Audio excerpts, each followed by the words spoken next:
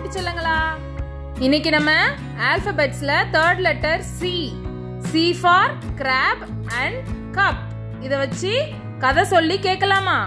ஒரு நாள் சாயங்கால நேரம் பீச்ல நண்டு கடல் தண்ணியிலையும் அதுக்கு அடியில மண்ணை தோண்டி உள்ள போயும் ஒளிஞ்சு மறுபடி மேல தண்ணியில வந்து இப்படியே விளையாடிக்கிட்டே இருந்துச்சு. கொஞ்ச நேரம் கழிச்சு பார்த்தா ஒரு காஃபி கப் அந்த இடத்துல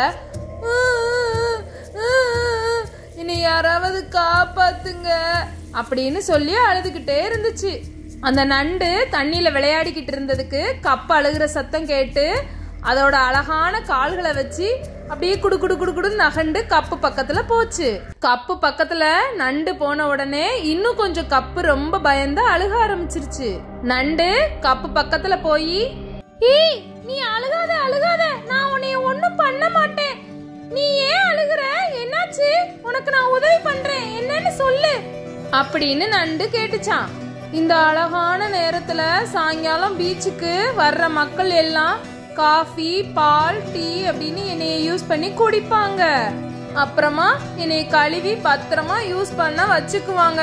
ஆனா இன்னைக்கு என்னைய ஒரு குழந்தை எடுத்துட்டு வந்து மண்ணுல வச்சு விளையாண்டுட்டு இங்கே நீ விட்டுட்டு போயிட்டா, எனக்கு பெரிய பெரிய அலைகளா வருது, பார்த்தா பயமா இருக்கு அப்படின்னு கப்பு நண்டு கிட்ட சொல்லிச்சான்.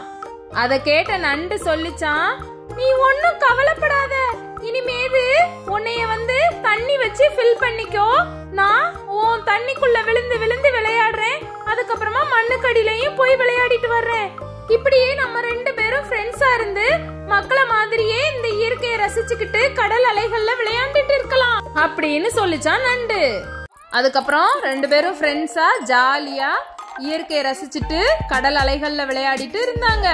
நீங்களும் இந்த மாதிரி யாராவது கஷ்டத்துல இருந்தாங்கன்னா ஆறுதல் சொல்லி ஃப்ரெண்ட்ஸ் ஆகி ஜாலியா இருங்க. டாடா. சப்ஸ்கிரைப்.